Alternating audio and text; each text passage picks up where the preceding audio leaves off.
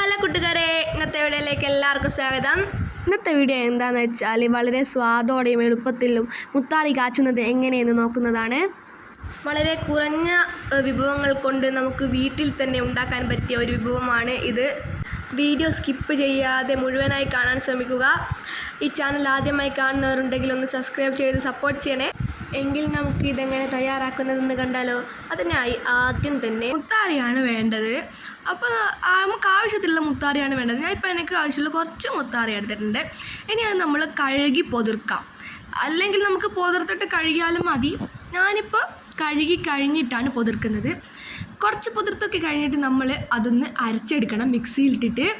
അപ്പോൾ ഇതേ പരുവത്തിലാണ് നമുക്ക് ഉണ്ടാവുക. ഇനി നമ്മൾ അതൊന്ന് അരിച്ചെടുക്കണം. ഇപ്പോൾ നമ്മളിത് അരിച്ചെടുത്തിട്ടുണ്ട്.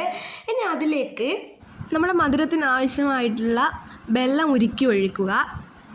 ഇനി അതിലേക്ക് നമ്മൾ ചെറുതായി മുറിച്ച് വെച്ച പഴം ഇട്ട് കൊടുക്കുക. ഇനി നമുക്കൊരു മണത്തിന് വേണ്ടി ഏലക്കായ ഞാനത് ചേർക്കുന്നുണ്ട്. ഇനി നമ്മൾ അവസാനമായിട്ട് അതിലേക്ക് പാൽ കൂടി ഒന്ന് ചേർത്ത് കൊടുക്കുക. ഇനി നമ്മളിതൊന്ന് ഗ്യാസിൽ വെച്ച് നന്നായിട്ട് ഇതൊന്ന് കുറുക്കിയെടുക്കാം.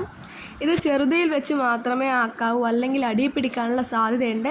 അതുകൊണ്ട് തന്നെ നന്നായി ഇത് ഇളക്കണം. ഇത് ഈ പരുവത്തിൽ നന്നായി കുറുകി വന്നതിന് ശേഷം നമുക്ക് ഇത് ഒരു പാത്രത്തിലേക്ക് മാറ്റാവുന്നതാണ്. അപ്പോൾ നമ്മളിത് ഒരു പാത്രത്തിലേക്ക് മാറ്റിയിട്ടുണ്ട്. ഇത് കുട്ടികൾക്കൊക്കെ കൊടുക്കുന്നത് നല്ലതാണ്. റാഗിയിൽ ഒരുപാട് പോഷക ഗുണങ്ങളുണ്ട്. ഇന്നത്തെ വീഡിയോ ഇത്രയേ ഉള്ളൂ. ഈ വീഡിയോ എല്ലാവരും മുഴുവൻ കണ്ടതിൽ ഒത്തിരി നന്ദി.